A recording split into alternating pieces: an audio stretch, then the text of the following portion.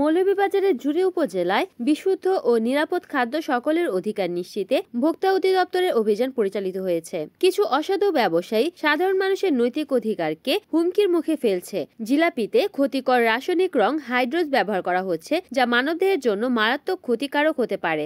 বুধবার 19 মার্চ বিকেলে উপজেলার বিভিন্ন স্থানে অভিযান পরিচালনা করে 2টি হোটেলে এই বিষাক্ত হাইড্রোজ ব্যবহারকারী খাদ্য যা ইফতারে ব্যবহৃত হয়, এই 2টি হোটেলকে 15,000 ও অন্যটিকে 3,000 টাকা জরিমানা ও তা আদায় করা হয়। অভিযান পরিচালনা করেন মৌলভীবাজার জেলা ভোক্তা অধিকার সংরক্ষণ অধিদপ্তরের উপপরিচালক মোহাম্মদ আল আমিন এবং অভিযানে সহায়তা করেন জুড়ি থানা পুলিশের একটি দল। মোহাম্মদ আল আমিন বলেন, এই ধরনের রাসায়নিক মিশ্রিত খাবার খেলে হতে পারে ক্যান্সারের মতো মরণ ব্যাধি। এজন্য হোটেল মালিকদের সতর্ক করা হয়, ভবিষ্যতে এমন কিছু হলে কোনো ছাড় দেওয়া হবে না, সর্বোচ্চ শাস্তির আওতায় আনা হবে এবং এই অভিযান অব্যাহত থাকবে। জিলাপি এখানে রং দেননি? কি দিয়েছেন? আপনার ওই যে চিনি জ্বালাইয়া দিলাম। এটা কই? এটা চিনি জ্বালানোর পরে কি এই কালার হয়ে গেছে? জি জি, ওই দেখা এই টপটা এনে কালার হয়ে যায় চিনি জ্বালানোর পরে। জি এই টপটা দেখা। এরপর আমরা সামনে আপনি এই কালার নিয়ে আসবেন। জি ওই যে মানে আমাদের সামনে আপনি চিনি জ্বালানোর পরে এই কালার চলে আসবে। এই তো হাইড্রোজও দেন না।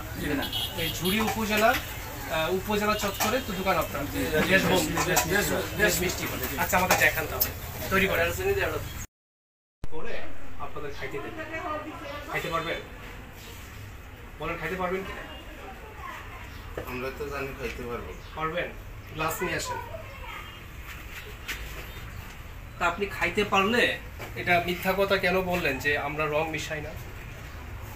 বলেন। এটা তো স্যার সরি স্বীকার করলাম স্যার। না আপনি কেন বলবেন? ফার্স্টে এই যে এটা কেন বলবেন যে এটা রং না? এটা রং না কেন বললেন? আবার এখানে গুড়েরও কিছুই রাখছেন না, এটা আমাদেরকে বুঝাবেন। রিপোর্ট করেছেন মৌলভীবাজার প্রতিনিধি তিমির বণিক, NN টিভি।